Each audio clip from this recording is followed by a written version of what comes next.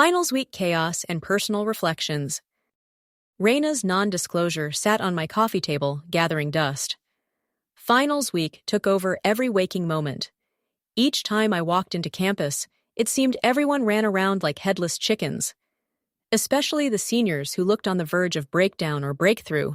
Hard to tell when they're mumbling to themselves. That includes me, by the way. Much mumbling plus hair twirling. A vague memory of studying for any of my tests, and the certainty that I tanked 2 of them, follow me. Am I bothered in any way by this? Not as much as the contract waiting like a monster hiding under my bed. I kept passing it by, pretending it wasn't there.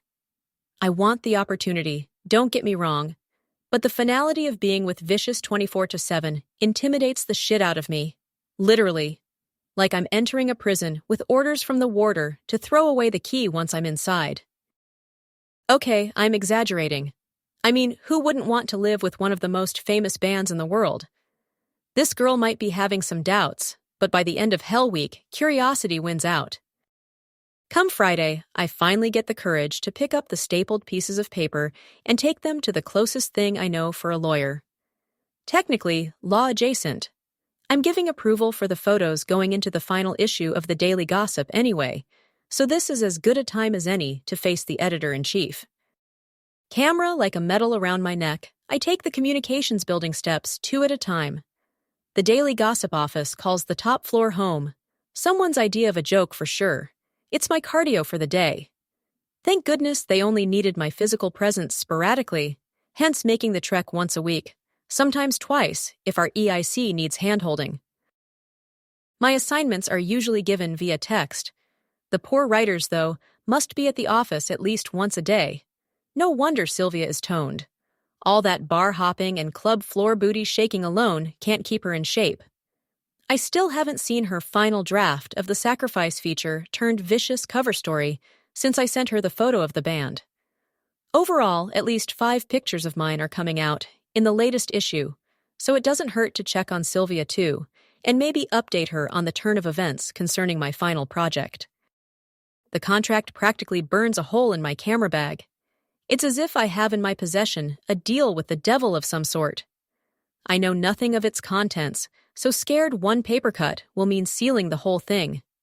Larry, aka law student editor-in-chief, can do all the heavy lifting. As soon as I turn the knob into the Daily Gossip, a tornado of activity sucks me in. Proofreaders and layout artists hop from one desk to the next, securing approvals. I duck and weave, my gaze darting from one writer to another. Some are pulling their hair out, staring into their computer screens like zombies. The sports writer is sobbing at his corner desk. Sylvia has her glasses on and a wrinkled forehead. I've seen war zones on the news look better than the Daily Gossip office come the final issue. "Can't anyone bring me something not crap?" bellowed Larry from his lair.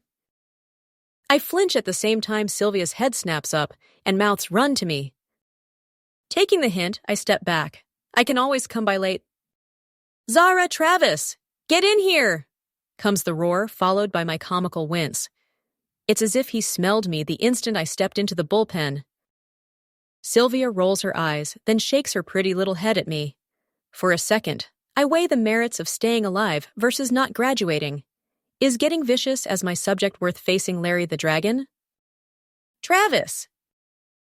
This time, the floor vibrates. Movement stops as all eyes turn to me. Losing all escape options, my shoulders sag as I trudge to Larry's cave amidst the sympathetic looks of my colleagues. Some of them even give me encouraging pats on the shoulder, as if that'll help when I take on the sacrificial lamb mantle. But last I checked, I haven't done anything to catch the dragon's ire. And just to be sure, I take a mental inventory of my recent actions. Then I remember the Daily Gossip last issue imposter syndrome Larry gets around this time of year. Everything must be perfect. Rolling my shoulders back and straightening to my full height, I plaster on a smile and open the door.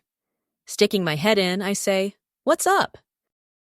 The dragon stands behind his desk, staring intently at 2 photographs resting atop sheets upon sheets of corrected articles. Imaginary icy gusts flash, freezes my blood. In all my years at the Daily Gossip, never once have I gotten chewed out for my photos. The coming in for final approval is more a formality. Larry runs his hand through already tousled hair. His tie went missing hours ago, and the shirt's top 2 buttons unhooked. It's that kind of day. The only reason the lady's forgiven his temper is because Laurel Hardy, yes, that's his name, is double doses, good-looking and charming, and it's all about business, nothing but respect for their talents. The guys forgive his temper because he earned their loyalty as a guy's guy. Okay, we might have dated once. Fine, twice. But it didn't work out. I'm too free-spirited, and Larry liked control. The perfect recipe for monumental arguments. It might also be because I'm not the clingy girlfriend type, and Larry likes swooping in for the rescue. Sometimes I suspect he thinks he's Bruce Wayne. He, for sure, comes from that kind of family. Well, get in here.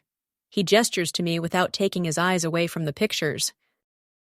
His Paco Rabanne welcomes me in as I close the door. The click shuts me in for the foreseeable future until I'm released. I force my feet closer to his desk. Take a look at these, will you? Larry's tone loses some of its gruffness. I scuttle to his side and drop my gaze to the photos I submitted from the last football game. Wexler's team made it into the championship this year. Thinking myself smart, I gave Larry 2 options. One of the quarterback alone, and one of the team holding up the division trophy. I completely forgot that giving him more options means too many choices to choose from. The last issue isn't the time to overachieve.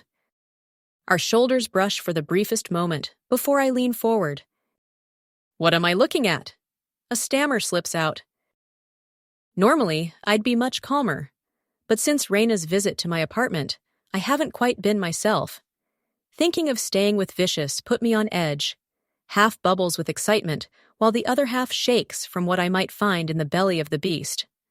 If everything works out, and that's a huge if, an opportunity of a lifetime opens doors faster than talent can. That's the business, no matter how I hate the fact. Stomach acids churn just thinking about it. An ulcer at 21 isn't cute. What disturbs me the most is the way Reyna looked at me before she left. I could be wrong, but it was as if she didn't want me to sign. Her expression stayed to the point where I almost sketched it on one of my exam booklets. Larry's huff brings me out of my thoughts. You have to stop sending in really good pictures. It makes my job of approving them more difficult. Relief crushes over me. Damn him for making me think I did something wrong. I push away from his desk to crash into his swivel chair. Jesus, Larry, don't ever do that to me again. I massage my temples. Why can't you use them both? The dragon's gaze remains on the photos like hoarded gold. Fine by me, since from where I sit gives me a perfect view of his fine ass. I lift my camera and take a picture. There's something so presidential by the way he leans down on his desk, hands splayed on top. The political pedigree he's from certainly paves a road toward the Oval, should he want it. Because we only have enough space for one, he reminds me. You know the final issue is packed. With Sylvia changing the feature on me, my patience is pretty much non-existent. I see that. I lower my camera.